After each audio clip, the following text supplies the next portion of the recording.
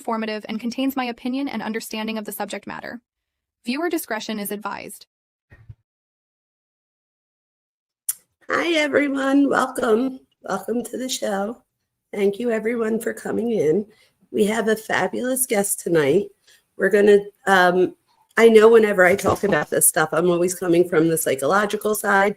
So we're going to bring on an ex-law enforcement officer who's going to help us do it tonight. And Thor always has to make his grand entrance. So that was Thor in the background like usual. But here goes Daniel from Drunk Turkey. Hi, How's it Daniel. going? My dog's like going crazy over here. Thor's like, you got to announce me too. Well, happy Thanksgiving. I haven't seen you in a minute. Hope you Yes. had a great Happy Thanksgiving. Thanksgiving. Yes, I did. It was nice. Thank you. I hope you did too. Thank you. I did. It was a great week. You know, I had a whole week off from work and stuff. And so, you know, my team didn't win right now. So that's kind of a little bit of a downer. But outside of that, it was a great week. Same thing happened to me. It happens. My team just didn't do it this week. But it's all right. We're going to get them next week. So it's all right. So hi, everyone. Welcome coming in. Today, we're going to talk more. We're actually not just going to talk about, but Daniel doesn't really know much about this case at all. So we're going to talk about the Anna Kepner case and what's going on with her. And here we go. You ready? Let's do it. Let's do it. All right. So let me share the first thing I have real quick. So I just wanted to give you like a little bit of a background on the story. So let me just make sure everybody sees. Let's see. It says it's on there and I don't see it on there. So hold on, let me change this. I don't see One anything. second, There it guys. goes. Sorry. I don't know why it's not up there, Daniel. Hold on. Let's see what I'm doing wrong. Oh, and I just hit. Oh, wait, hold on. I think I just took it down too because I didn't say it. I think I'm frozen. I figure. Yeah, I think it's because it's the New York Post. I froze up, I think. You did. Can you hear me? Is that what it is? I could hear you. Okay, great. Is that what it's from? The New York Post has a lot of ads and a lot of block-ups and stuff like that. So sometimes when you try to share that website, I have problems with it as well. It's because of the advertising. That is so good to know. I was going to say either that or you're just bad luck because I haven't had like an internet thing since the last time we were together, like a long time ago on my channel. So I was like, no, but that's probably it.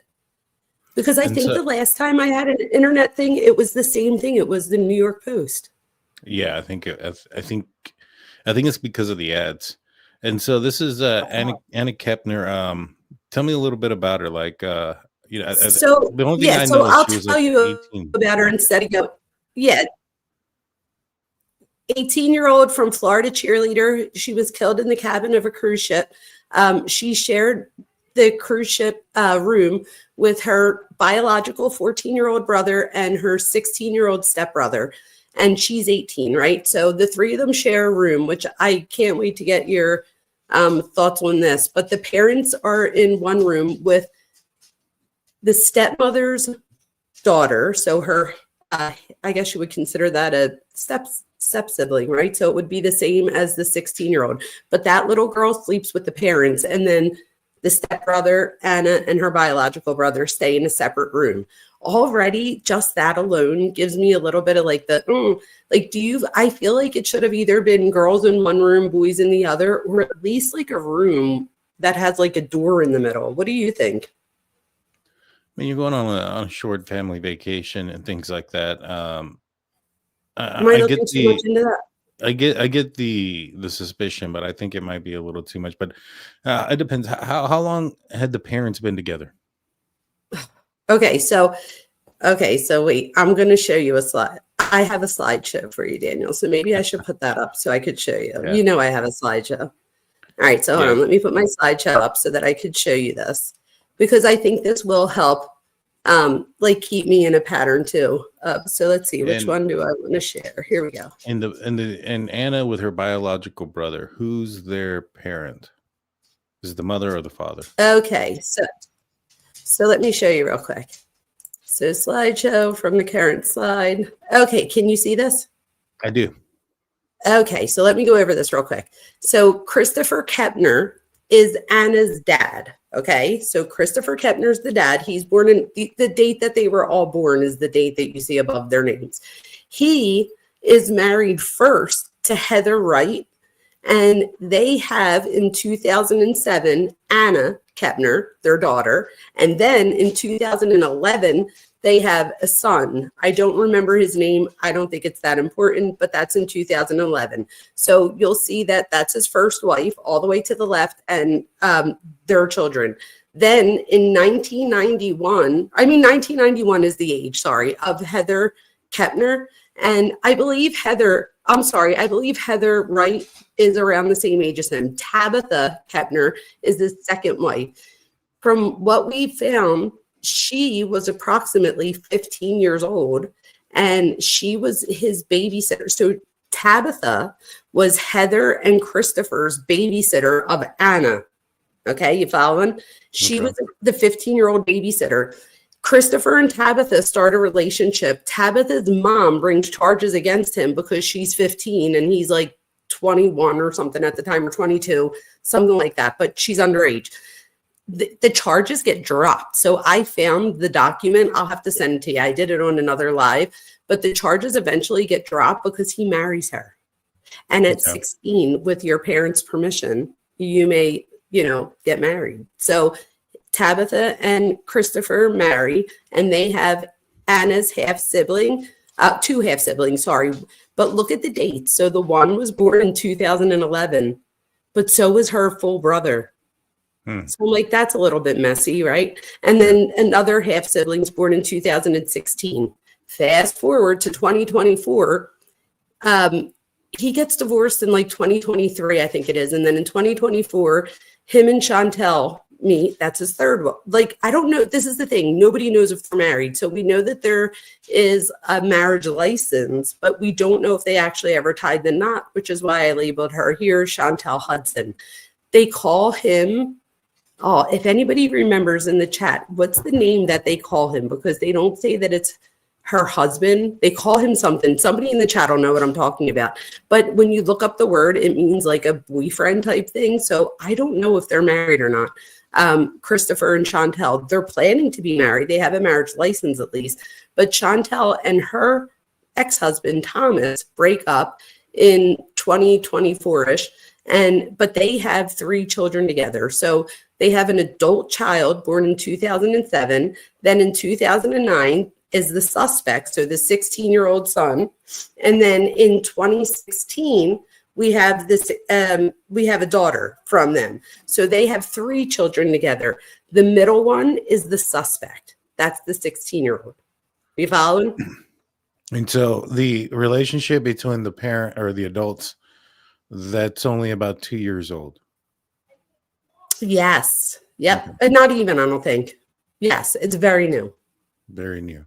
It's like about a year and a half, maybe 2 years tops, I think. Now, from what I understand is they go on this trip and there's a disagreement or an argument. I think the full brother of Anna Kepner, there's some sort of confrontation that he's aware of. He leaves, and I think she's found the next morning. Is that correct? Under his bed? So what happened was he comes to the room. So she was, they were all at dinner together, and apparently her braces were hurting. So she said she was going to go up to the room to go relax. Like her braces were hurting. She just wanted to go upstairs. So she goes upstairs. So the last time I did a live, I thought we were under the impression that she had gone up and gone to bed. So we were all saying stuff like, why didn't anybody go and check on her or whatever? Since then, from what I've been told, and again, anybody in the chat that if you know different, let me know. But from what I've been told, she then goes and gets changed a little bit later, feels better, and joins the grandmom on like the wherever it was where bingo was. So she does go back downstairs. So I believe that she is seen again that night, which is probably why nobody checked in on her, because they probably saw her and saw that she was doing okay. So then she goes to bed. At some point, the 14-year-old, which I don't know why the 14-year-old gets to the room after her, but he tries to get into the door and the 16-year-old stops him. And he hears arguing. And the next day, in hindsight, he said that he heard like moving of furniture, but he didn't really think anything of it that night before. So he told him to like go away and come back in a little bit or whatever. So he does. And he was probably afraid of him. I mean, who knows? And he's probably like kicking himself now. He's going to have trauma now forever because of this. I don't know exactly whose bed she was under, but she was found under the bed wrapped in a blanket with 2 life jackets in front of her to like mask her body. Gotcha. And where was this cruise coming from and going? Oh, that's a good question. So the cruise was coming, let's see. Oh, I didn't have it here. I thought I had it here. So it was supposed to go to Jamaica. Okay. And because of the storm, it did not make it to Jamaica. Instead, it rerouted and went to Mexico. So it was supposed to go to Jamaica, but goes to Mexico instead. The trip was not over on November 9th. I believe it was another day or so, like the trip, which I could be wrong, but I know the trip was coming to an end. It was like a 6-day trip and they were on like day 5. So maybe it did go to the end, but she dies on the 7th and they don't dock until the 9th. But since then, again, I've heard that they have like morgues and stuff on a boat. I had no idea. Gotcha. I didn't know that either. Yeah. And so, does anything happen like leading up to this? Like, is there any reports of disturbances or fighting or anything like that? There is on the cruise. Not on the cruise, but about 6 months before, Anna has a boyfriend who they break up, and he apparently says that he was supposed to go on the cruise, but that he doesn't go on the cruise because they break up. So what's its face? So he doesn't go on, but he says like 6 months before he was on FaceTime with her. And you know, the kids, how they stay on FaceTime, they'll fall asleep with each other on the phone. That's not abnormal. I'm sure my daughters do it. But she apparently falls asleep. And at some point he hears something on the phone. So like he's looking at the phone and he says that the 16-year-old stepbrother comes in her room and gets on top of her. And he says something like, "What are you doing in here? Like, get out of here." And the kid runs off. But it wasn't until he says something. Okay. So there is that. Mm-hmm. So, but on this trip, there's not any report of anything else between the family members? Not that I know of. I don't know if anybody else knows of anything else. I'm not sure, but no, not on there. I don't think so. But I don't know why they had him staying in the same room with her. Like, I don't understand that. I mean, it wasn't just them two alone, right? No, there was the 14-year-old brother, but I don't know. I mean, maybe she didn't feel uncomfortable, or she would have said something. I don't know. Maybe it's just like my mom's senses jumping in. Like, why didn't somebody? I don't know. I didn't like that she was in there with the 2 boys, and also even just for the reason of she's 18, so my daughter's going to be 18 in a month. I would feel bad leaving her with a 16 and a 14-year-old because I wouldn't want her to feel like she's responsible. You know what I mean? Yeah, I mean, maybe. I don't know. I've gone on trips and, you know, had my kids who are about their age now, but and they're all girls too. So it's a little bit that's what I mean. And it's not a step. There's no like step sibling. Like, I have 2 daughters and I would let them stay in a room together at 18 and 22. But when they were younger, even if I let them stay in another room together, there's always those rooms that have like the door in between. Right. No, I get it. I just don't know how how much these cruises cost and the they are so much money. You're right. You know, in the situation, I wouldn't be surprised if a lot of families bunker, you know, male and female siblings. Although I know and I understand the optics behind it, but if there was a problem and there had been a situation leading up to the cruise, then yeah, 100%, that's a bad idea. You shouldn't be putting them together. Had there been a bunch of issues with this young man, like in school, things like that? Does he have a past? We don't know a whole lot about him, I think, because he is a minor. Gotcha. So I think that's a problem, right? So I mean, it's a problem for us to right, for us that are yeah, you're right. I guess it's not for really law a problem. enforcement, but No, yeah, you're right. for Yeah, us, you're yeah, it definitely is. no, that makes sense. Law enforcement knows what they need to know. But her cause, so they do have a cause of death. So it was ruled a homicide already. So I would expect, in my opinion, that there has to be, I would think, charges coming soon, because there are cameras everywhere on the boat. So, and you have those key cards to get into your bedroom, right? So every single time you leave, you come back, anything, it's all going to be documented. So it should be there what the little boy says, that he tries to get in and that he's, turned away, and then he comes back. And he literally, like, imagine that. He comes back, the room's dark, he goes to bed not knowing that his sister's under the bed. That's insane. That's like, insane. what a piece of crap. That is. And now he says he doesn't remember anything. So that's the defense? Oh, wait. He just doesn't remember. The 16-year-old apparently says he doesn't remember what happened. Okay. And he was also, as soon as the ship docked, he went to like a psychiatric, he went into a facility. Interesting. And now he's staying with the mom's relative. Did they all live together before the cruise? And so that's interesting. So what we found through court documents on the last live I did is that Chantel and her ex were arguing a lot because, over like custody and stuff like that. Well, she winds up leaving. I don't know exactly where they were from, but she winds up leaving and moves to where Christopher lives, and in Brevard County. And what they found was, she says in the court documents that she had better financial opportunities out there, like for a job, and that she also had better schooling for the kids, and that's why she wanted to go. And the judge says it's okay. The husband is okay with it, whatever. She goes out. But in the court document, it says that after 1 year, if she does not have better financial situation and the kids better schooling, that they would go back to the dad. So that's where we're at around now. So on the 5th, there's a court hearing. So there's like a custody battle going on the side, and she's trying to get a gag order now. And she's also trying to put all of the court proceedings on hold because she's saying that her son is a possible suspect in this crime, and that she doesn't want to, mess with. She's just, I think she's coming up with a reason not to have to, to hold off on that court date as long as she can for whatever reason. I guess because maybe she doesn't want them to have to go back with the dad. And her have to choose to stay, if she wants to stay there with Christopher or not. Where's the kid, the suspect now? He's with the mom's relative. So no charges have been brought up, right? Nope. And it's been ruled a homicide, mechanical asphyxiation. So they think that he put her in a possible chokehold. Ooh. Yeah. Who's investigating? Which would say that he came from behind, right? Or that he got her from behind, probably. I would assume.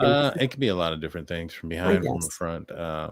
It depends. But who's filing the charges once there are charges? That's a good question. So right now the FBI is investigating, but that was a good question. So that was a question I had the other night, is who's going to, who takes over? And I'm not really sure that I know the answer to that. I know that the FBI is involved because it's in international waters. Yeah, that's an interesting thing, because if it happened in international waters, what jurisdiction does the United States have? And that's the caveat here, right? That's the catch-22, and why I think there's probably hasn't been charges. To me, it seems pretty obvious. The stepbrother did something. His excuse is he doesn't remember. He blacked out. Okay. It seems like they have the evidence there. I think the problem is the jurisdiction aspect. If it does go federal, I wonder if they'll charge him as an adult, because I think they have different rules out there. That is such a good question. You know, That's such a good question. and I wonder if he has like a history. If he does have a history, I would see something like that. Um, and you know, what type of responsibility do the parents have, right? Are is her dad and the suspect's mom, are they still together or did they split? So that's a great question. I can't seem to find the answer to that. So I think they're together. From what I know, they're together. But I guess it's in my own head. I'm like, how are they still together? But that's just me, I think, thinking like a mom, like how could, like, I don't know. I would be so angry in the situation, but I'm not them, right? So, but from what I know, they're still together. Yeah. Yeah, I would have a difficult time as well, especially given the fact that this wasn't the longest relationship. It's fairly new. They're not married, none of those things. And it seems like she's having a lot of legal troubles, things of that nature. Or not legal troubles, but like civil legal troubles with custody and things like that. Um, yeah, it seems pretty obvious which way to go. Now, I know here recently there's been a report that she fought for her life, that there was a distinctive battle that went down there, a fight, so to speak. Is there any reports of him having injuries or anything like that? So that's a good question. I don't know if there's reports of him having injuries, but it's ironic that you said that because I think I do have one here that, excuse me, signs of concealment. No, that wasn't it. But anyway, I know I have somewhere here that she did. I also found that she fought, obviously, unfortunately,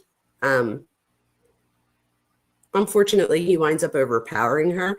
But there's conflicting reports of what she was wearing at the time. So they said that it wasn't an SA. At the same time, I want people to remember psychologically that SA, a big part of that is fantasy driven. So even like with Koberger, I totally believe that that's a sexually motivated crime, even though he didn't get to act anything out in that moment. It was still a sexually motivated crime. So I wouldn't be surprised if we still see, and again, this is just alleged, you guys, I'm just saying in my opinion, I wouldn't be surprised. From what we hear, there are reports that this stepbrother was obsessed with her. And that's another reason why I'm like, why did they let them stay in the same room together? And I just don't think that she thought anything of it. Like it was her 16-year-old stepbrother. Like, I don't think she was scared because she would have said something, I'm sure, maybe she wouldn't have, I don't know. But the grandparent seems to think that, like, she didn't seem like she was afraid in the moment. But at the same time, now hearing from the boyfriend, and he's like on camera and stuff, he's given interviews and he's coming out and saying like, oh no, there's something wrong, because he finds out that the kid's mom is trying to get a gag order. And he's telling a story, like, to anybody that'll listen, about the stepbrother getting on top of her and that she was afraid of him and that he was obsessed with her. So I don't know what we're going to find here. Interesting. So there's conflicting narratives. Yeah. Yeah. It's also interesting that she's the one that wants the gag order too. Yes, that is interesting. And at the same time, in the court documents, she like recognizes that he could be a suspect in this crime. So it's actually in the court documents already that he is a possible suspect in the crime. And his dad, so Thomas Hudson, her ex-husband, is like furious because he feels like his 16-year-old son was put, like, that the parent that Chantel made really bad decisions that put him in this situation type thing to begin with. That's bull crap. And I don't buy that. He's blaming the mom for putting, a male and a female in a room together. And that's the reason why he took her life. Well, just the whole thing that she should have never moved from them, that, like, just everything, that she's made a series of bad decisions. And I'm like, I see I'm sure he feels like if he was around, that wouldn't have happened. But I agree with you. I don't think that that's the case. I think we most often find that that's not the case, that it still would have happened. Yeah, maybe perhaps the fact that, if they had an ugly relationship, if he, there's a lot of things that, that we can, that you probably want to go back and look. What's the reason behind the the broken family? Why didn't the marriage between them two work out? Was there things that he was seeing or behaviors in the room or in the family that he was acting out with Anna that ended up resulting into her death? It's real quick to point a finger real fast, for that guy to do so, to blame the mom. But something like this is probably on both parents. They probably both, throughout that kid's upbringing or showing, something. Not saying that evil kids don't exist or evil people don't exist, because evil people were once kids. So not saying that they don't exist, but a lot of times, the environment in which they are brought up also has an effect or a toll on their behavior. And, I don't know. He's already going on there saying, "Oh, it's her fault, this, and this," and blaming her, for his son's action. Sounds like he's skipping out on some accountability, for one, on his son's part, and two, what else did he blame her for during the relationship that turned the relationship sour, that maybe So, had an effect on the son? so the older son, they have an adult son, and Uh-huh. apparently there's court records of the adult son like jumping out of the car. The mom goes Yeah. to pick the adult son up from his girlfriend. Like the adult son wants to stay with his girlfriend somewhere, like live with her, and because the mom wants to leave to go with Christopher. So he winds up staying with the girlfriend at some point. But there was like a big argument apparently between the adult son, Christopher, so the new stepdad, and the dad, Thomas, so his real dad. So between the ex-husband and the present husband of Chantel. So there was like an argument apparently between the oldest son, so the adult son, so not the suspect, his older brother, who's an adult and was not with them. He apparently like does his own thing. But apparently there was it said something violence between Christopher, the oldest son, and the dad. But then there's other reports that the oldest son said that didn't happen. But I've seen more things that said that it did. And I saw it. It's at least alleged in court documents. Mm-hmm. There are so many alleged court documents. You have to see the court documents.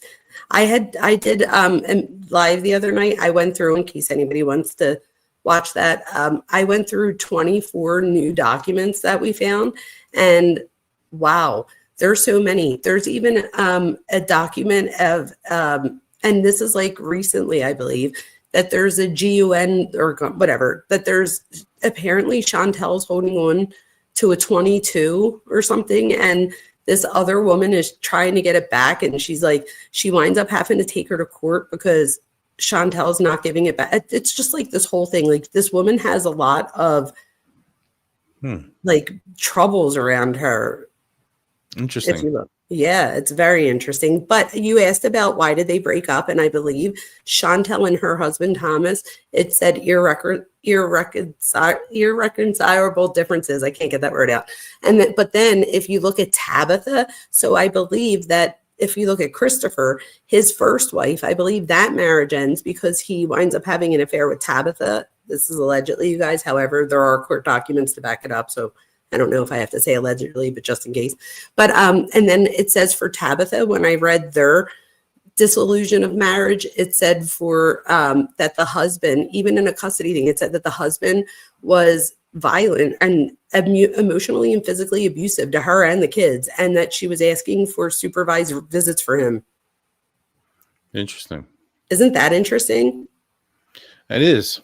That seems like a whole lot of secrets in that family there. So many secrets. That's so funny you say that, because my very first live on this was family secrets is what I labeled it, because there are so many secrets, especially going back. And why is this important? Because I think it's important to see the family dynamics on, how this blended family comes together and how there's this turbulence there, and that the 16-year-old becomes obsessed in some way, allegedly, for this stepsister. And I don't know that anybody took it as seriously as they probably should have. Yeah. What about the biological mom for Anna? What does she come out? I'm so glad you asked about her.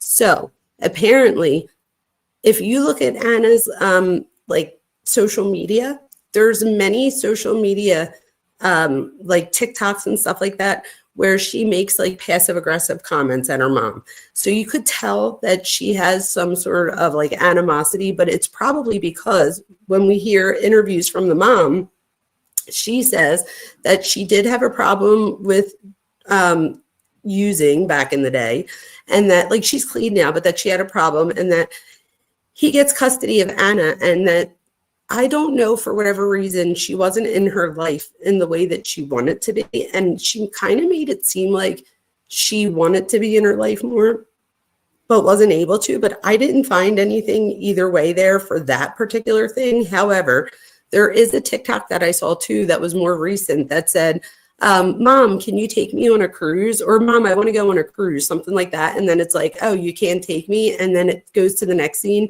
and it's her and her grandparents. And she's like, oh, Nana, or whatever she called her, Nana's going to take me or something like that. So like, that's what I mean by passive aggressive things, like stuff like that. So you could tell that she was obviously hurting, because you wouldn't make a TikTok or a social media post about that. If it didn't bother you, you would just say, oh, look, my grandparents are going to take me to a cruise, not Mom, do you want to take me to a cruise? Oh, no. Right. Well, guess what? So I feel like that shows that but I'm sure, kids still love their parent regardless usually. So again, if you didn't love your parent, you wouldn't go, that wouldn't have bothered you type thing. On the other hand, the mother does an interview recently and said that she wanted to go to the funeral services. And this was another thing. Apparently she was cremated like very quickly after, like as soon as she could be. And I don't know if there's any religious reasons or cultural customs, so I'm not sure about that. And I don't really find anything funny about that. But what I did find, like, oh, wow, apparently the mom, I think this might have been on Ashley Banfield or something. The mom wants to go to the services, obviously, of her daughter. And the dad tells her, no, you can't go. She wouldn't want you there. And apparently she was like, no, that's not true. Like, she would have wanted me there. And the dad said, if you set place in Florida, I will have you arrested for back child support. And I heard this come out of her mouth, like she's doing an interview at this point. So she goes in disguise. She went to Anna's service in disguise. She wore a wig, everything. She did not get recognized. Nobody noticed her. She said she was not like looking for the dad, because I believe Ashley Banfield asked her, like, did you run into him? And she said no. She said like she wasn't trying to look for him. She said she stayed close to the door in case she needed to exit. And she said that, somewhere throughout the services, her anxiety got really bad and she did wind up leaving before it was over, but that she was there in disguise. Could you imagine? But he said, if you come to Florida, the minute you touch down, I'll have you arrested for back child support. Well, that's pretty effed up to do. I mean, her daughter died too. You know what I mean? Under your supervision. You get what I'm saying? The audacity to also turn around and say you can't come back over here, you can't do this. Now, to be honest with you, father having custody of a daughter usually means the mom did something serious. Well, I think she was using. Right. But I mean, you also have him getting a young lady pregnant.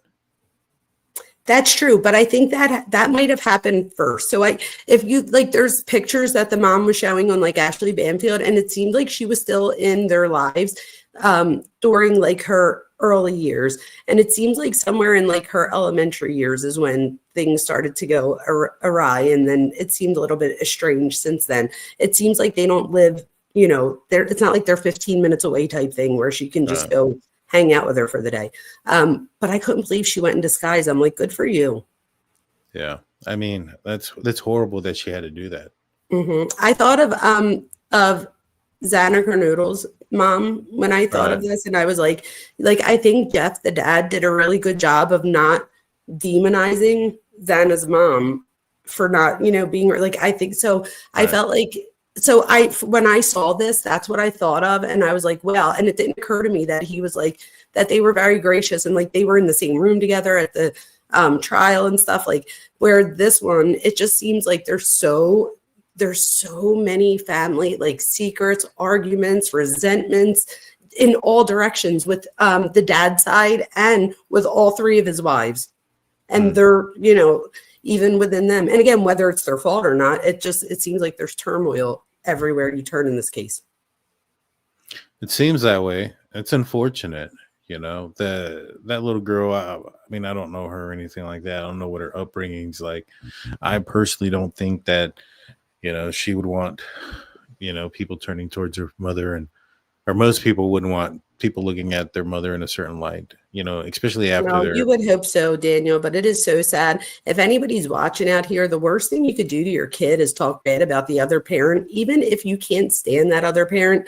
I promise you, as somebody who's been studying psychology for decades, that later on in life, they will look back and remember. Like if I called my husband a piece of crap to the kids all the time, one, they wind up internalizing it and they wind up thinking, okay, well, if I'm half dad and half mom and dad's a piece of crap, I'm half piece of crap. So that's the first thing that happens.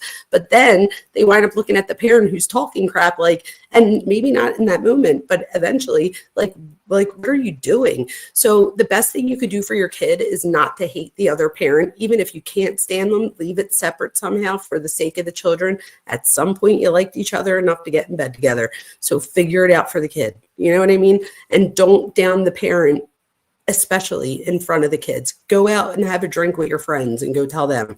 But don't do it in front of the kids or where the kids can hear, because they will internalize it and you will regret it later in most cases. Mm-hmm. Don't you agree? No, I definitely do. Being in law enforcement, many of the calls that we had were custody issues and people not getting along or co-parenting, and in so many occasions, those parents were just so focused on themselves and the situation and being right or getting one over on the other person. Yes. They didn't see what they were doing to their own child, and it's sad. It's so sad. That was so well said. You're exactly right. You get so heated, or they get so heated in the moment and try to hurt each other. And I always say, feeding your ex poison does not kill your kid. Like feeding your ex poison kills your kids, not them. So, wait, what is it? I'm saying it wrong. You feed your kid poison hoping the ex dies. That's the saying. So you don't want to feed your kid poison hoping that the ex dies. That's not how it happens. So don't go through them. Don't tell them how bad the other parent is. Don't say things like, oh, well, where's your mother taking you on a cruise? She ain't here to take you on. Like, don't say, I'm not saying that they did in this case. I'm just saying in general, like, don't do those things. It does come back and it makes that parent look bad in the end. Someday the kids will find out. They will get older and they will have questions and we'll ask those questions. And when they're old enough, when they're a parent themselves, or whenever that parent, maybe they're in their life again, talks to them about it, whatever the case may be. But you look like such a better parent when that kid eventually finds out the truth about what happened and looks at you like, wow, thank you for, like, how were you able to see, and it's because I loved you. That's why I saw past it type thing. So it's like, that's the best thing you could do for your kid is see past those things. So the fact that this dad still has that much resentment that and again, I heard this out of her mouth, out of the mom's mouth. So whether it's true or not, she says this on Ashley Banfield. So he still obviously has enough resentment that he threatens if she even steps foot in the state, he'll have her arrested. Like that's pretty. I mean, I'd understand if there was a danger that he thought maybe perhaps she was going to come in there and take Anna away or something like that. But that's not the case anymore. Yeah, no. She's passed. She wants to remember her. She's still her mom. She still has pain. She still wants to see, say her goodbyes and pay her respects at the very least. And to try to take that away from a mom says a lot about him. Big time. Why not walk? It says bio mom stayed in touch with her. Parental alienation on dad's side. Bio mom was told not allowed to attend the funeral. Yep. So that's how I took it too. So that's how it sounded to me as well, is that she wanted to be in her life, but she made it allude that she couldn't because he wasn't allowing that. And I believe he then tries to get her for child support for both kids because he takes on full custody of the kids when she was not in a position to do that. So that's then going to go against her. Do you know what I mean? If you can't pay the child support, I don't know. I feel like he like set her up for failure in that sense. And like you said, like even with this, like this was on his watch, and he like, you know, I don't know. But there's so many secrets on both sides. I mean, you know, her paying child support, that's not him like trying to, you know, pull a fast one on her to get her arrested or anything like that. You know, that's her responsibility if she doesn't, you know, get custody and those things. But typically, if you're paying your child support and stuff like that, you're allowed some sort of visitation and some sort of rights. Well, he said that he would get her for back child support, and she tells us this on Ashley Banfield, which you could then assume that she owes back child support. Right. So yeah, but there were two things here real quick. So the one person added, FloJo added, that she had to dress up in a wig and platforms. I do remember that part. She said that she had to wear platform shoes because she was afraid that he was going to be looking out for a short person.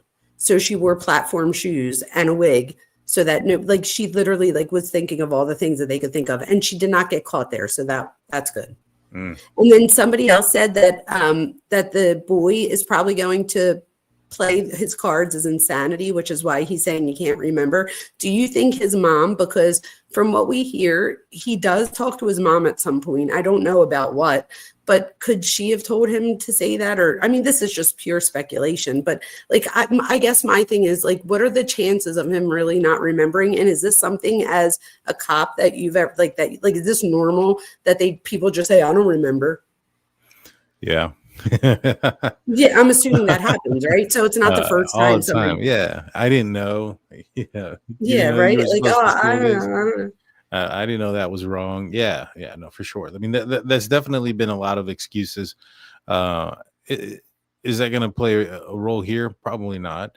Now, if he has some sort of like history that's documented of psychological issues, like you know, he's been seeing a psychiatrist, he has 504s or whatever they're called, different states.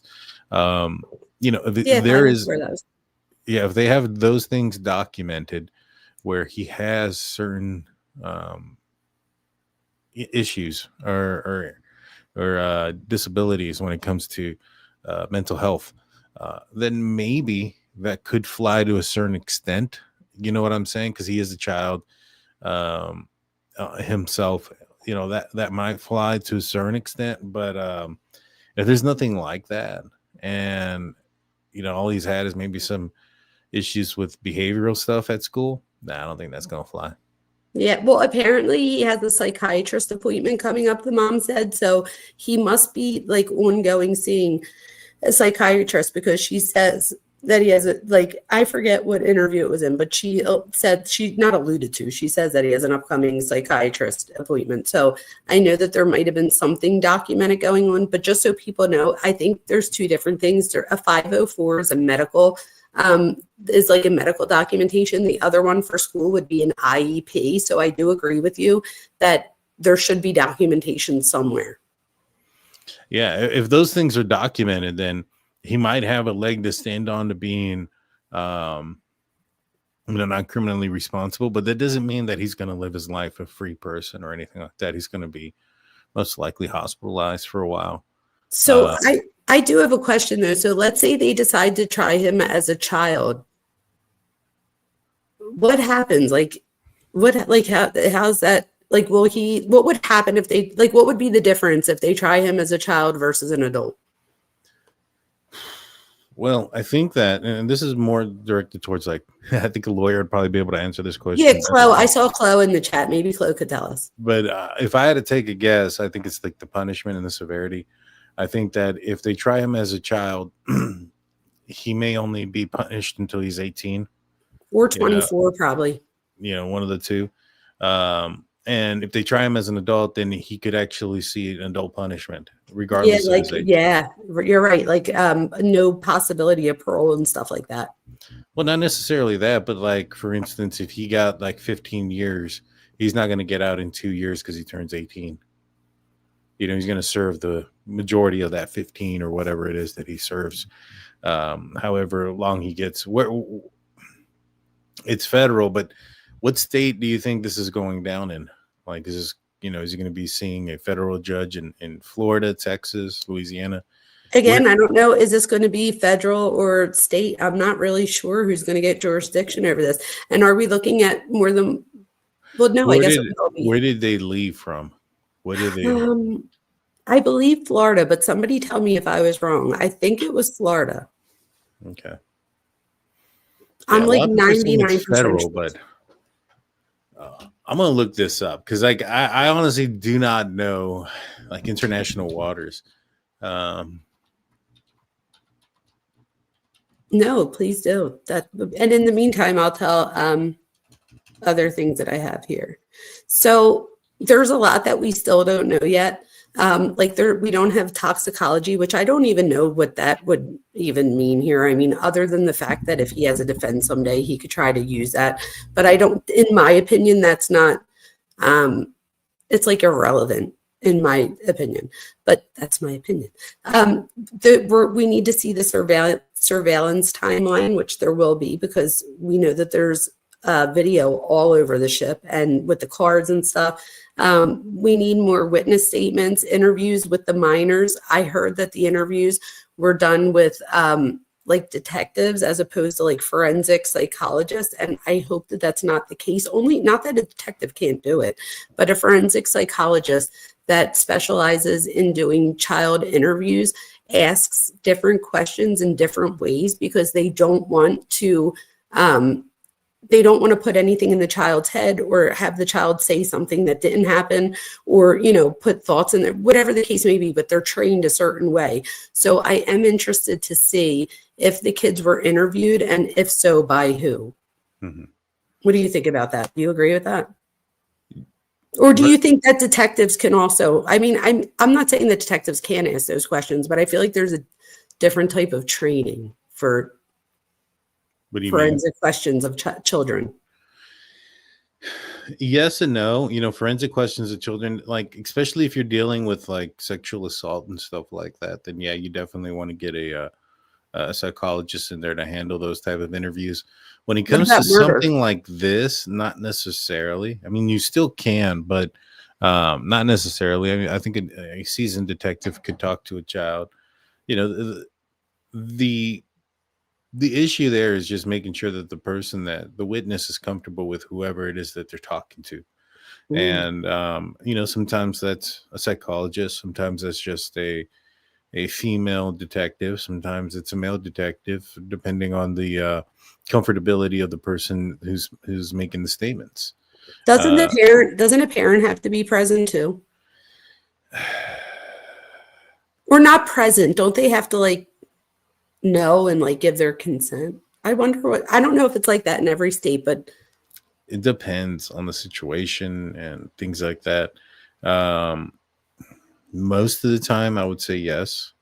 Here in Texas, if you're going to question somebody as a suspect, you definitely need to have now this has been a long time since I was in law enforcement. It used to be they had to have the parents permission, or it's got to be signed by a judge. It's like that here in PA. I think it might be like that everywhere. And so if they get it signed by a judge, then that should be all right. You know what I mean? If a judge says they can go in there and talk to them without the parent. Now, that's usually if that's just a witness. If it's a suspect, it's a different situation. That person has to be aware and understand their rights to counsel and to not jeopardize themselves or speak against themselves. And, somebody under the age of 18, even though you read them their Miranda rights, they may not be completely aware and understand those rights, because of their age. And so you probably want to handle that a little bit differently with a lawyer there present, whether it's a court appointed or something to that nature. It's going to be touchy. You just reminded me. So when my friend was murdered when we were 29, the one kid was 15, and he's the only one of the 4 that confesses, but his confession got dropped because of those reasons. Like there was like little loopholes, if you will, and they were able to fight it outside of the jury, obviously, and the judge ruled that the confession couldn't come in. They still eventually, it took 2 trials, like 2 separate, because at first it was a hung jury, but the second time they got found guilty on all 44 charges. So it winds up, working out. But his confession was never brought into court, which might have convicted them the first time had they had that confession. So I do think that they do have to tread lightly. And I didn't even think of that until what you were just saying. It just clicked to me. And I'm like, oh, wait a minute. So you're right. Absolutely. Yeah, so there's just a few of those things that make a difference. Now, I'm looking this up as far as international waters, and there's a couple of things that have to go into consideration. And it seems like those things are going to fall in line with the United States having jurisdiction and things like that. Basically, it depends on the vessel, what the national or the origin of the vessel, also the victims, and possibly even the assailant, and the location of where the crime took place. So if it's pretty close to a coastline, there might be, like, if they were closer to the coastline of Mexico, for instance, Mexico may have some jurisdictional things, but if they were like truly in the middle of nowhere, it's probably going to align just with those things. And then there's also like the question of, would Mexico want to even take this on? There's not a Mexican citizen that is alleged to have committed this crime or the victim of the crime or have anything to do with the crime. It wasn't a Mexican boat or vessel, and it wasn't a Mexican crew. So they may not want to touch it. You know what I'm saying? And so it's definitely going to go to, FBI. It says it's by the flag state, and the flag state law applies to a ship that is typically subject to laws of the country it's flagged with. And basically meaning where it came from. And I would think, if anything, there would be like dual investigations as opposed to, like, couldn't Mexico do an investigation and the United States still do their own? Just like in theory. I'm sure if they wanted to, they could. But, I'll be honest with you, in like a situation like this, if I was the Mexican authorities, I wouldn't want to touch this. Right. No, I hear you. I think I'm thinking of like, what's the one that went to Aruba, Natalie Holloway. And in that case, like, Aruba did their investigation, but the United States, we also did. I think, no, maybe they worked with them. So maybe that is what happened. But so here I see. So I wonder what's different about that then. Like, why in one case Aruba took over and we like helped, and in this case the FBI takes over? I wonder. I don't know if it's because they're both American citizens. I'm not sure.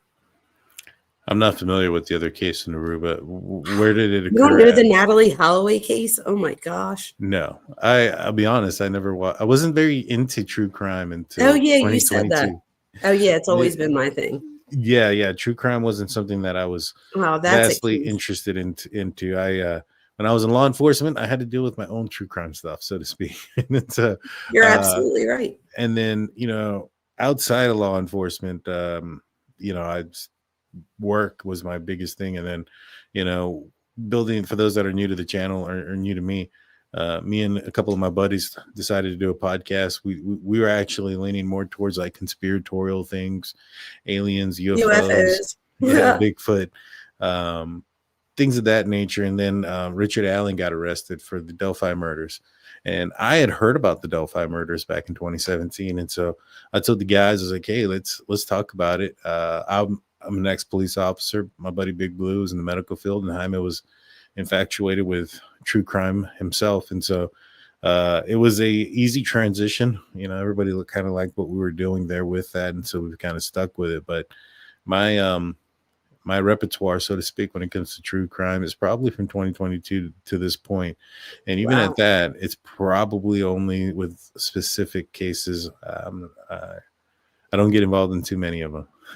Gotcha. No, that makes sense. Well, hopefully we got you at least somewhat into this case enough that you'll stick with this one, because I do think that this one, and I think that this is an important case too. Like, this girl, this 18-year-old could have been anybody's kid, in the sense that, and I think that there's also like, there's so many lessons in the story that we need to take from this. Like, even things like, making sure that your kids come first, in the sense that you make sure their safety, that they feel safe. And if they don't feel safe, what can you do to make them feel safe? Do you know what I mean? I don't know. Like, there were signs before, and even people in the chat, and just know everybody in chat, I am reading your comments, and a lot of people are agreeing with all those things. I did want to say real quick, people in chat are telling their stories about how they don't talk bad about their exes and how, you know, they've taken the higher road, and all of you are doing your kids such a service. You have no idea. So even if right now, you know, you might not see a payoff, it will. And there are some of you that, you know, where you're older now and you're saying that it did pay off and that you didn't even know that your parents, you know, that they got divorced and you never even knew why, type thing. And that's probably how it should be. And unfortunately, that's just not how it is for most kids. So congratulations to all the people in our chat. We really do we attract the best chat and the most, like, whether it's educated, like degree wise, or educated experiment, like experience wise, we have the best chat, both of us, ever, hands down. Don't you agree? I do 100%. I think that the subscribers, the mods, and oh my god, and everybody in between is great. And if you want to be part of that great group, make sure you like, sub, and subscribe. You know what to do, guys. Yes, you do. And in my description box, I have I actually did a different description for this one. So there you go. But I put, like, as soon as you look at it, you see my membership and then Daniel's membership right under it. So if anybody wants to go there to our channels. And I probably should have told people, because we have a lot of new people here from this case. So just in case anybody's watching me for the first time, I do have, I'm glad that you told people about you. Just real quick for me, I have my doctorate in educational leadership, but I have my master's and my bachelor's in counseling, psychology, and human behavior. And I have a specialization in marriage and family therapy, a research psychologist. I teach at university and colleges for the past 22 years. I teach everything from statistics to research methods, abnormal psych. These are the classes I have this semester. I'm rattling off. Family violence, which is a great class. I teach intro, developmental, all of the psychologies at a bunch of different institutions. And they even have me teaching one class at a high school this semester. So that's pretty cool. But I teach like a lot. So I'm always working. But my semester is almost up, which means that I'm going to be spending a little bit more time on YouTube. So that's good. But if anybody has questions for me or Daniel, please put it in the chat and I'll try to put these up so that we can answer them. A few other things I saw was people are discussing about how nowadays it's more of a 50-50 with mom and dads when they get divorced as far as the kids and stuff like that. So I think that that's a positive outcome, where before, I think when I was younger, it was unheard of for the dad to get custody in my generation. If dad got custody, everybody was like, what did mom do, type thing, where now it's more 50-50. And I think that the courts are finally realizing that having the parents in the child's life is in the best interest of the child. Yeah, no, I agree. I definitely agree. You know, Chloe mentioned something. She said, yeah, tell me. The FBI currently retains the investigation. In my opinion, they'll retain the case, but there's a possibility they could hand it over to Miami-Dade if better suited. I think that could be one of the reasons why they haven't charged or arrested the guys, because they're trying to figure out who's going to do the charging and arresting. That's interesting. I think that's a big part of why this might be taking a while. And Travis, our lawyer, says the Federal Juvenile Delinquency Act, the JDA, gives federal authorities 3 options when juvenile violates federal criminal law. If he is going to be charged as a juvenile, they can keep it federal. Oh, okay. Or turn it over to state. Or they, hold on, Travis, I'm getting there. Here we go. What's it say? Oh, no, that was Extreme Blonde, not Travis. Sorry. Oh, no, Travis, I don't know where the rest of your thing is. Maybe other people were, over to the state. And then it says, or they. And Travis, when I find it, I will find the other part of that. But so what Travis is saying is that if they keep it as a juvenile, then the FBI could keep the case. Oh, here you go. I found it. And then it says, or they were in international waters more than 3 miles from the coastline. So maritime law says that the country of the ship's registry, so Panama, or ship's base of operations, USA federal. See, this is why we have the best. And look, and then Chloe's jumping right in and says, children may not speak, and this is our other law friend, children may not speak with Ellie alone unless they've been given an opportunity to speak with parents or an attorney, either offered to consult with the parents to read their Miranda rights. So there you go. Yeah, right? it's pretty it's uncommon to speak to a juvenile suspect, to be honest. It's hard, because of the everything that you have to do to speak to that person. Because they don't understand like an adult would. You know what I'm saying? They don't Hmm. have that cognitive ability to say, all right, I understand that the words I'm going to say may be used against me. And and they may not also be able to explain themselves correctly, and so um, a lot of people look at certain individuals in these other cases that are adults who maybe aren't the most intellectual persons in the world, and yet they hang on every word that they say, and when they Daniel speak, Margot. could be one. And when they speak, a lot of people look at them as if they were, the expectation is that they're supposed to speak very well educated, and every word that they say is 100% accurate. When you have a child, you have to take that type of stuff into consideration as well. And, is there um, any developmental issues Or or even gaps in understanding, right? So my right, understanding of Furious could be different than a child's understanding of Furious, or my perception of what happened when we wrestled is different than your perception of what happened when the kids wrestled. So it's like, I think that, and that does come with language and maturation. So that does make me wonder, would it be in the best interest of everybody to have someone who specializes in this type of, not interrogation, I guess interviewing, if that would be beneficial to everyone, you know, yeah, because we're talking about minors, other than Anna, who unfortunately is passed. yeah, yeah. And it's a slippery slope, right? You go into it, you might get some information, but if you don't do everything right, you don't do it correctly, just kind of like the situation that you mentioned, then you may lose the ability to use any of that information due to the fruit of the poisonous Yes, tree. a And so, thousand percent. you know, you, I think that there's going to be an arrest soon. I think they're just trying to figure out the logistics of it. But this case is too obvious for it not to be a resolution here pretty soon.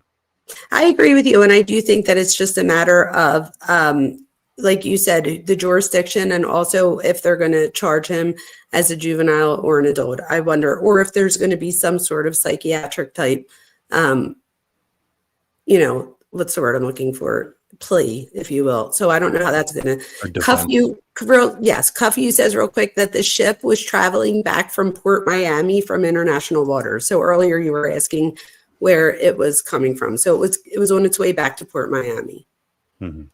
It was en route from the Caribbean back to Port Miami, sailing in international waters. So I don't know if that is going to make a difference. And let me see, I think we got a lot of the stuff here. Is there anything you want to add to this, or what are you doing next? What I'm doing next is I'll be off tomorrow because I'll be talking about my Steelers who lost, and it's very disappointing tomorrow. But if you want to catch my football talk, I'll be on a show called The Steelers Hangover on a channel called Steel Curtain Network. Go check me out there tomorrow. But on Tuesday, I intend on coming back out on Drunk Turkey or DT show and talk more about the Summer Wells case. Are you familiar with Summer Wells, the little girl that disappeared out in Tennessee a couple years back? So I am. I'm familiar with the case. However, I did not get into it as much as other cases, but after like thinking about it, I have like done some research on that case. So I do know what's going on. I think that there's a lot of, I don't know. No, maybe not. I don't know. Do you think there's similarities between that case and Jack and Lily, or no? Some. I think there's some. So I it's think there's not some. crazy for me to make that little bit of a connection there. No, I don't think so. But I would say that those two cases, if you look at it from the outside and you look at some of the superficial things or some of the big picture things, the fact that um, in both situations the dogs only went out to the driveway, as far as the scent, although those were two different types of dogs searching for two different types of scents. But if you're looking at it just kind of briefly overview, you might see, oh, well, there was a dog that had a scent to the driveway. You have two parents also that passed polygraph tests, and you have a missing girl in a rural area, little girl about 5 years old. And in Jack and Lily's case, One 416, so just outside of 5 in a rural area as well. I think that there's more to the Summer Wells case as far as evidence goes, because there's, for one, that disappearance happened a little bit later on in the day, and everybody that is involved in that case was moving around throughout the day, making phone calls and stuff. So there's like a digital footprint, so to speak. But could that be because there wasn't, could you say that that could be different than the Jack and Lily case? Because in the Jack and Lily case, didn't they not have like service? They didn't, but they were at their house. And so, and they also gave up their see. phones. And the GPS chip is going to tell us where they were for most of that time. But Summer did go home eventually and went missing from her home as well. I would say that both places or both situations are folks that are coming in from poverty. And I know a lot of people would look at their living conditions and their situation and the aesthetics of the area that they live in and say that that's deplorable or concerning or some of these other things. But, some people are just poor, and now with Summer Wells and Dawn Wells, I'll say that there's some major red flags there, but, and I have my questions about that case, but they've recently done a search about 10 miles away and, on a property that has to do with some folks who may have been in that area during that time, some tree trimmers and things of that nature. And so that's one of the things that I'm going to be talking about. To me, everybody looks at, like, for instance, Don Wells, the father, and a lot of people think of him as suspect number one and things of that nature. And I understand why. I started looking at him too, and I was like, wow, this guy's really bad. But he would be the guy that would be the most easiest to figure out if you're law enforcement. He was over an hour away when the disappearance happened. He'd been on his phone. He'd made phone calls. He did, internet searches. He'd done a lot of different things. He also called 911 on his way home. And so for law enforcement, it would be fairly easy to figure out whether or not he was close to the property or not when the disappearance occurred. Summer Wells, mom Candace, she's somebody who I think may know more or is hiding something. Now, whether she's hiding something that is relative to the case, or if she's hiding something like perhaps a relationship with underage boys, and that she doesn't want out because that could have its own legal ramifications. I don't know. Could it be one or the other or a combination of both? Possibly. But even Dr. Phil had said, Dr. Phil on a behavioral panel said they don't believe that Dawn did anything, and they don't believe that Dawn or Candace physically harmed their kids, but they think that Summer or that Candace, I'm sorry, is hiding something. And so they brought up something called the Cornbread Mafia, which sounds funny, but they brought up the Cornbread Mafia there, and apparently she started losing it and stuff like that. So they think that there's something there with the Cornbread Mafia. I don't. Cornbread Mafia hadn't been a thing since the 90s.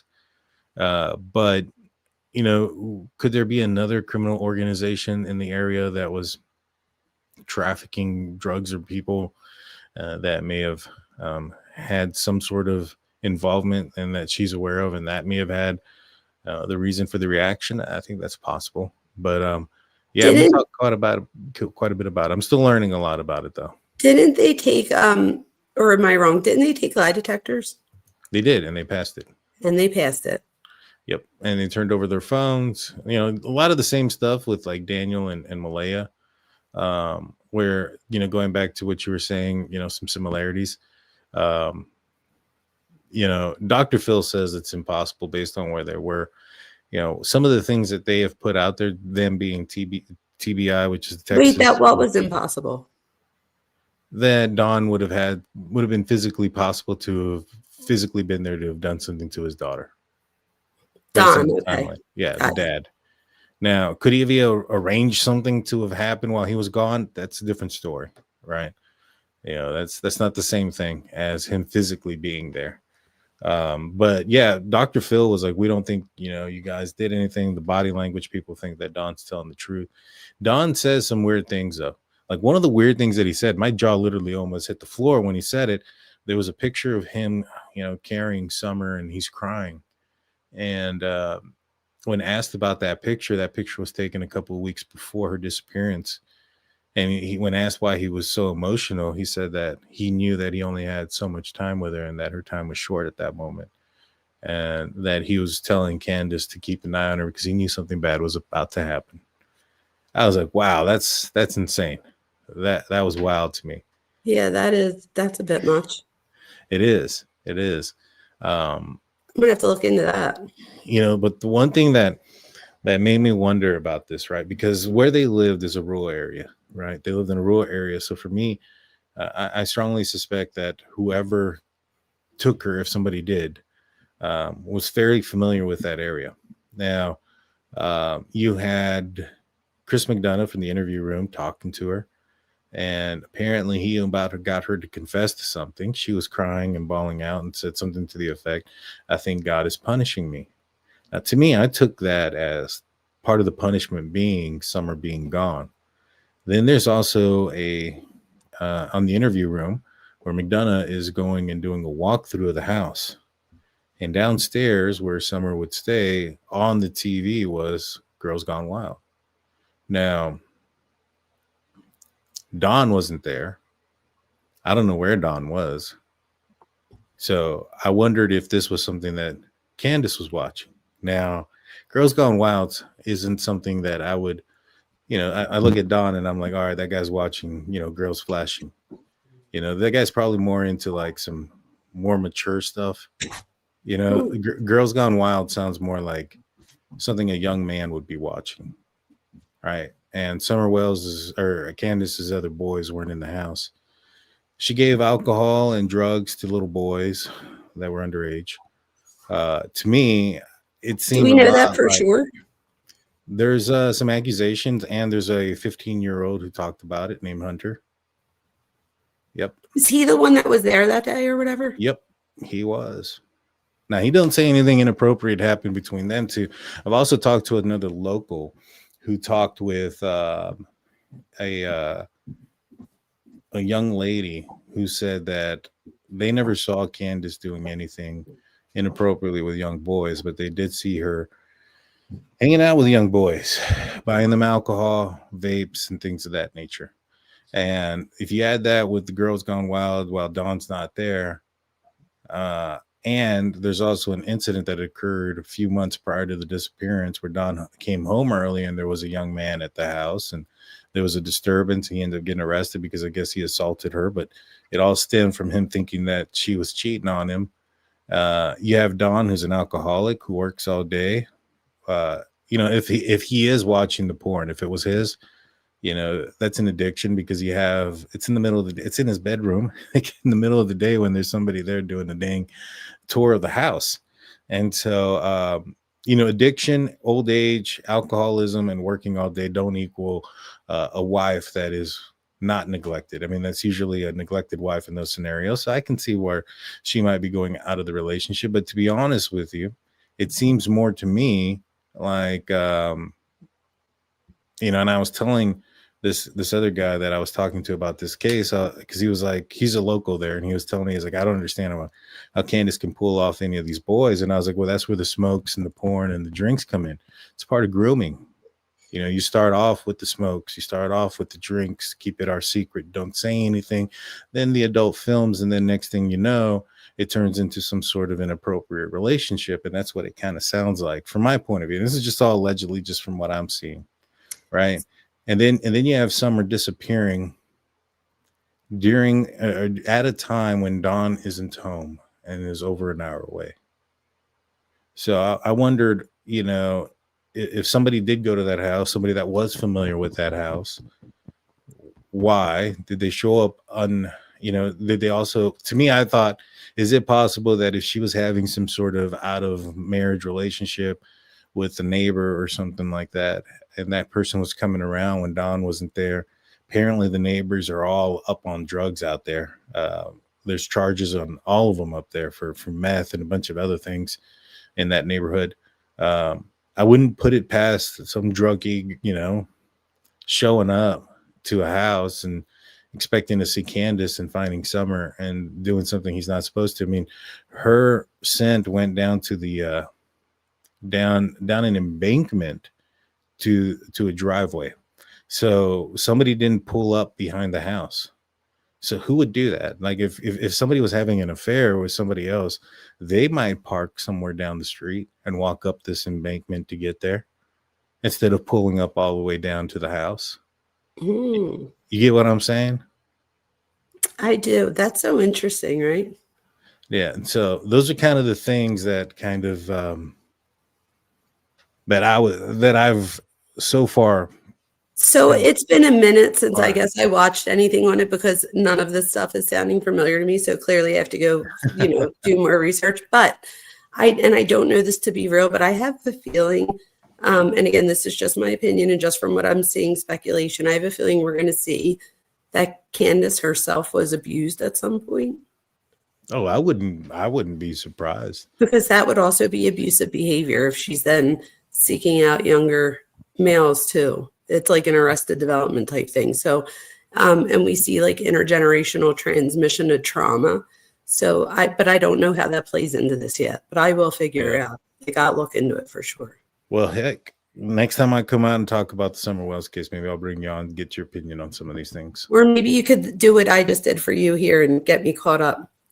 I'll still look into it too, though. We'll see what happens. I'll definitely do that. I would like to, because there are certain things that Don says that I'd like to get your opinion on. Because, like for instance, one of the things he said was that he's going to see his daughter in the resurrection, and a lot of people are like, "Whoa, what does this mean? What does that mean?" And then I go through his podcast, so he has some podcasts that are out there, and it starts off with prayer and starts talking about this or that, starts talking about what his interpretation of the resurrection was. And I think if you put some stuff through his point of view or perspective, maybe it doesn't sound as bad, but it's still, a lot of stuff still sounds pretty bad, but you got to factor it in with what the evidence says too. You know what I mean? That evidence. No, that evidence. But no, yeah. So I think that's interesting. A lot of people are saying real quick that, like, a lot of people are saying that they think that Don never proved that he wasn't home that day. Oh, well, I mean, a lot of people are going through with what Don said. I don't care what Don says. That's his memory and stuff like that. What it is law enforcement, right? He made some phone calls. He was on the internet. He was on Messenger. He was on all these other things. Law enforcement's going to be able to tell where he was. A lot of people say, oh, they can't get their timeline straight.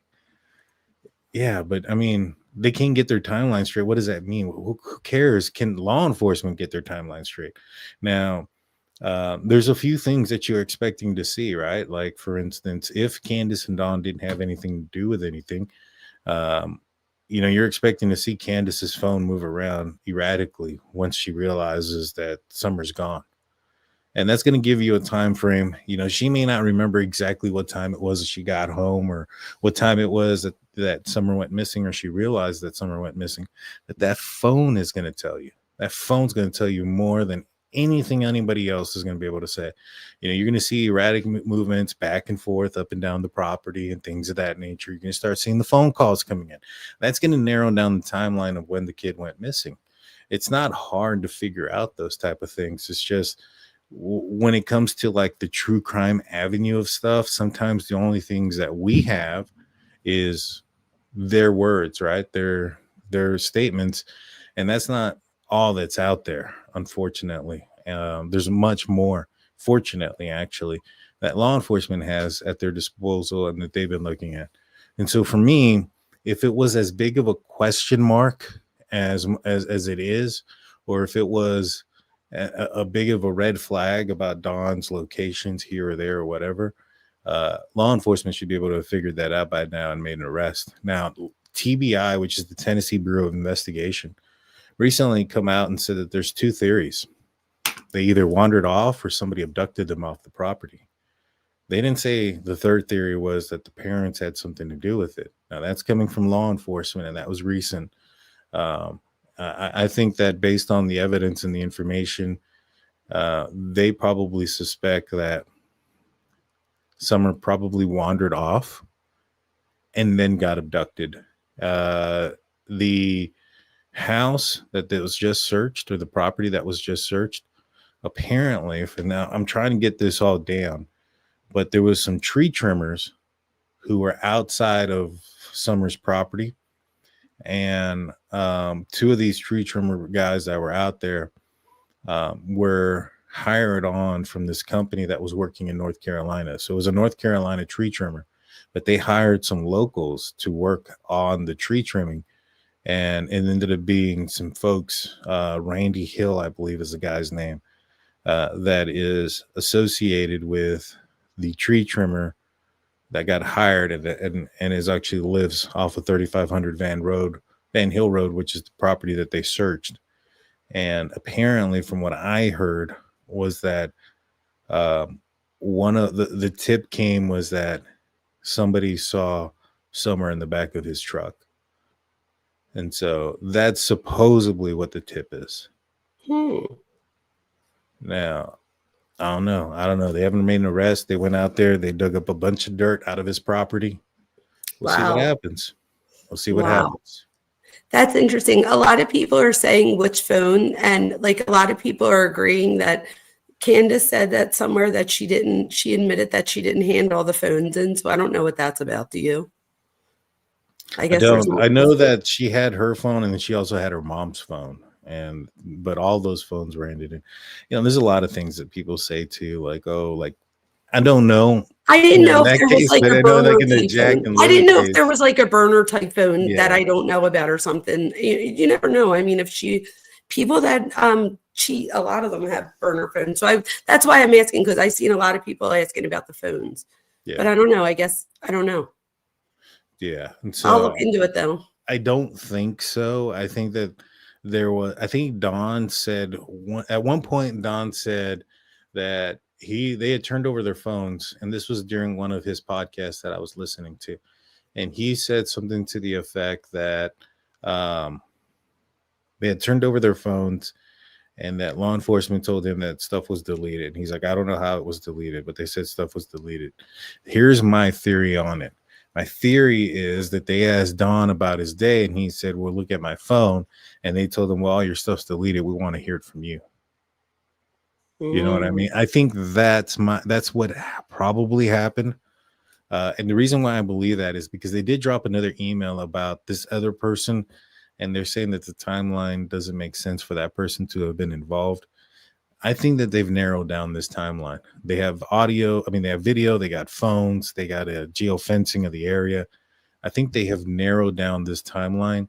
We don't know when this happened. We are left with the questions, but I think law enforcement has narrowed down the timeline fairly small. Oh, that's interesting. Yeah, I strongly believe that. But yeah, I'll be talking about that on Tuesday. If you want to join me, that'd be great. Yeah, keep me posted. I'll definitely look into that. Even Barbara Hall saying that she had lots of phones is what they heard, and people are saying that she used burners. Somebody else is saying that they said that it was deleted from 3 to 3:30. That's what Don said. 3:31. That's what Don said in his interview that TBI told him. Are they still together, Don and Candace? From what I understand, yeah. They're just not talking. But people are saying that the interview room, that they have a lot of information over there too. I guess, didn't he do like interviews or something? Oh, dude, Chris McDonough has done a tremendous amount of work in this case. Interviewed Summer, interviewed Hunter. I mean, not Summer. Interviewed Candace. Interviewed. That Hunter. might have been what I remember is his interview with Candace. I think that's what I know about it. It was just from that, and it was a long time ago. So I'm gonna have to go back and refresh my memory for sure.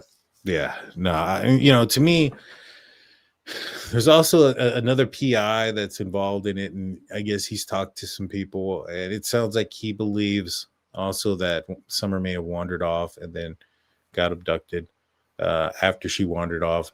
Apparently, there's a lot of bad characters that live in that area too, for what it is. You know, there's this one guy who his name's Fred. I call him the Brad Wong of this case because he's a neighbor who had gotten arrested for drug stuff, had continually gotten arrested for drug stuff, had gotten basically caught lying. He was saying something to the effect that something about drugs that he was lying about. He's like, I don't do that. I don't mess with that. And then like 3-4 months later, he was arrested for like the selling of methamphetamines and stuff. And so all these things, right? That some of the stuff don't make sense too. And then even him, like he was also looked as a suspect in another person's death and mysterious disappearance. Wait, who was Don?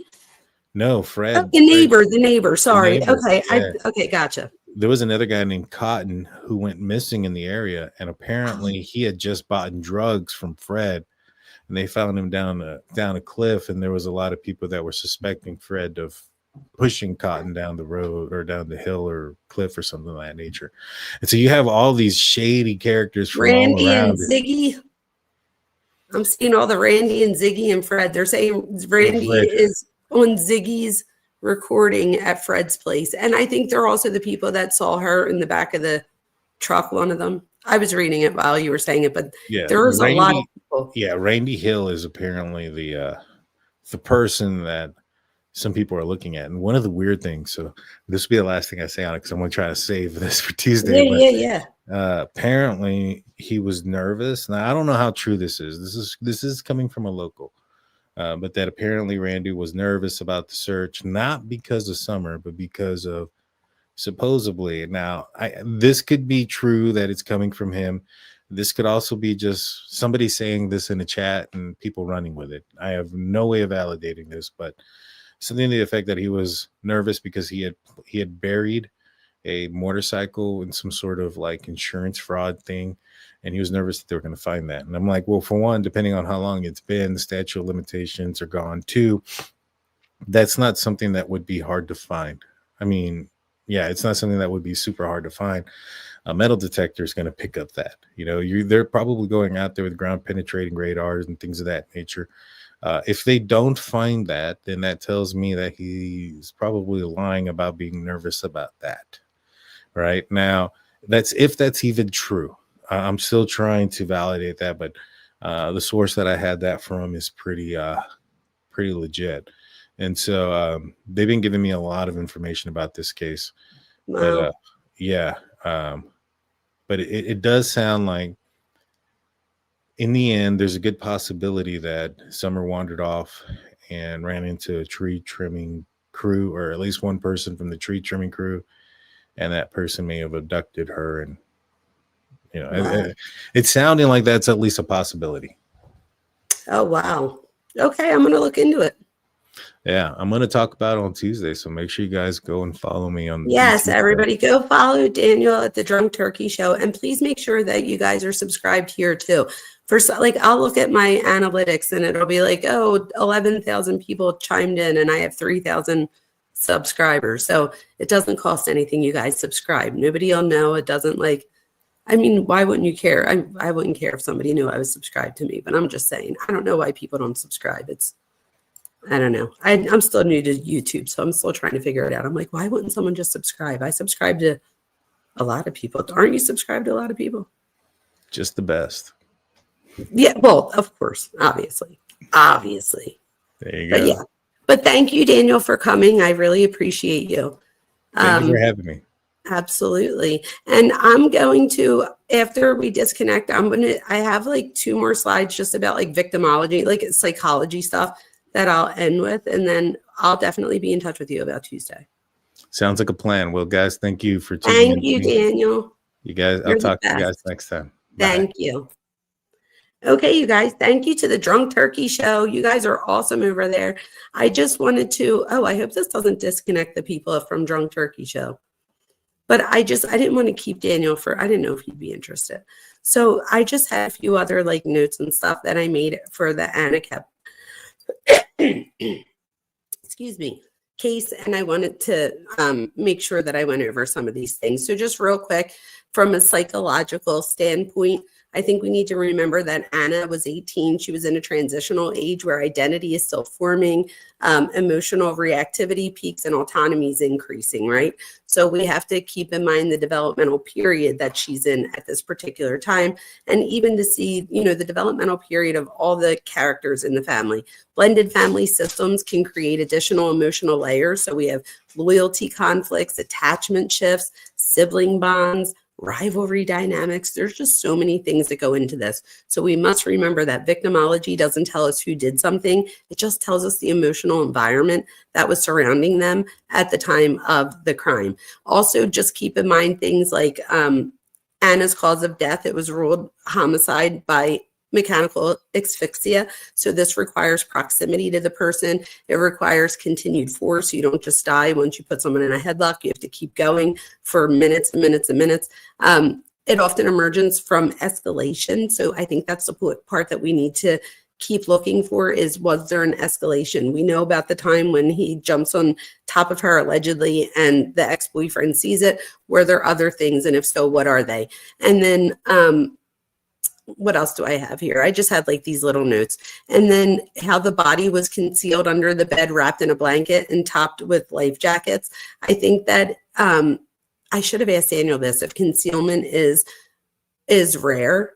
I'm not sure, but I don't know. But psychologically, what does it mean to me? It means things like maybe the person was panicking.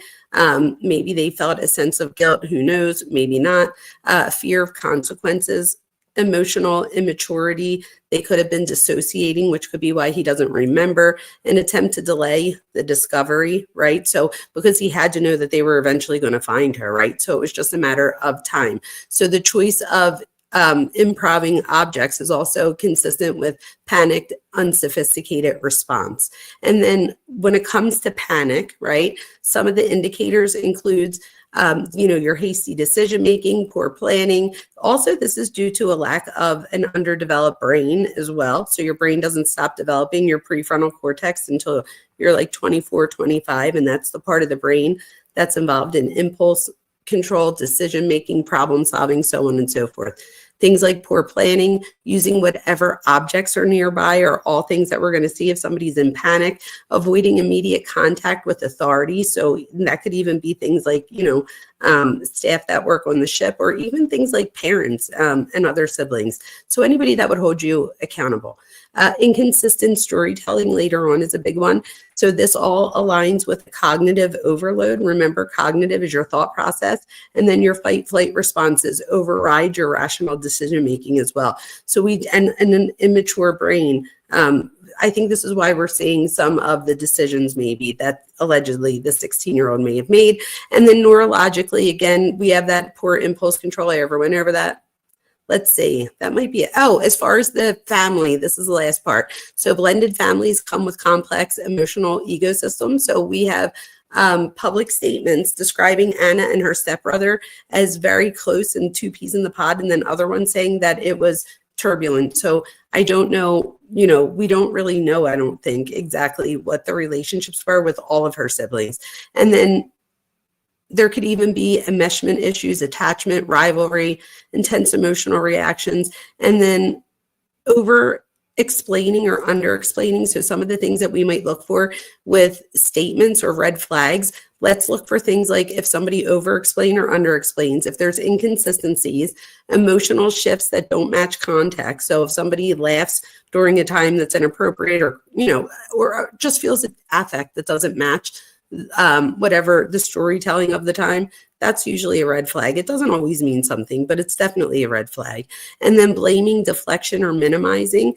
We saw this with the dad, right? So the dad of the 16-year-old is saying like that the mom made a series of bad decisions, which put the son in this situation. Like Daniel and I said, that, whether the father really believes that to be true or not, that you can't really tie the two together. It's not because she went on a cruise and put her kid in the same room as someone else that he decided to do something like this. There's probably a behavioral pattern there, right? So, and remember that all of this stuff doesn't confirm wrongdoing of any sort. It just signals areas that investigators should explore. And you are all investigators here, right? So we all need to be exploring this in a group level and then sharing with each other, which is amazing. I want to thank you guys for being here. Maybe Tuesday, I don't know, maybe tomorrow, Tuesday. It depends on how this week goes. I only have one more week, or no, we have 2 weeks left before school's done. I can't believe I'm done in 2 weeks. And then I'll have like a month break. I'll be creating other course shells, but I'll have off. I'll be doing it from home, so less driving and stuff, so I can jump a little more. And then next semester, I think I told you guys, I made my schedule, and my university and colleges really helped me out on this. I made a schedule to where I could spend more time with you guys. So hopefully everyone, please subscribe. I don't ask for much, but subscribing really does help out small YouTube creators to help us get seen and exposed to other people. So you hopped over here so you could get a view too. Casey, you are just effing amazing. I can't stand it. Thank you. I appreciate you and everybody else that did that too. You have no idea. Thank you for doing that. And I appreciate all of you for being here. If I don't see you tomorrow night, I'll see you maybe Tuesday night over on DT's channel, and it should show up here too. We usually dual stream. Let me know in the comments what you guys want me to cover next. If something goes on, oh, I love you, Barbara Hall. If you guys have something that you want me to cover, let me know. If things go over well tomorrow, I might be able to hop on here, but I'm not really sure. Flojo, I want to punch you, Flojo. Thank you. I love you. And just know that when Italians want to, inflict violence, it's usually because we love you. So if we see your baby and we're like, oh my God, I could smash their face, we're just saying that that baby is adorable. So Flojo, when I say I could punch you right in the nose, it's because you are adorable. I can't even take it. I am so excited. Thank you so much, Flojo. And so everybody else knows, just know that every dollar that I get on here, I do put it to what I say I'm going to put it to. I kept my word the other night, and I got myself a really good deal on a new laptop. My brother helped me. It was $1,000 laptop. I got it for $340. I was like, deal, sold. And stuff like that. So I'm waiting for that to come in. So hopefully that'll up my stream a little bit. Maybe you guys will get to see me a little bit better. I won't look like a ghost so much. I feel like I'm so ghostly when I'm in here. I try to put on like makeup, but you can hardly see it because it just washes me out. But it's okay. No big deal. Thank you guys for being here. Thank you, Flojo. Mwah. You're the best. And Flojo, I just want you to know that I was part of the replay crew on your last few videos. So I was catching them last night when I was laying down. You do a great job. You all do a great job. Thank you so much. Thank you, Cuff You. Thank you, Harlot. Thank you, Truth. Any mod in here, thank you, Midwest, and all the mods over at Daniels. All of you are amazing. We really are blessed to have all of you. Sirius, my Prozac's in here, Kel, all of you. Thank you so much, Noro, Barbara Hall, everyone here that's supporting Casey. Thank all of you. I appreciate you all, and hopefully look out for me for tomorrow, if not Tuesday. Tally, thank you. There's a bunch of you. Why Not Walk It? All of you. Thank you so much. If I didn't get your name, I apologize. Joan Marie, I see you. I see all of you. Ellie, I see you all. If I don't hang up, I never will. So let me go. I'll see you later. Thank you again, JoJo. Mwah. I appreciate you. I'll see you guys. Good night. Thank you. Please subscribe. Please like, subscribe, and share if you enjoyed this so that I can continue to bring you content. Thank you so much.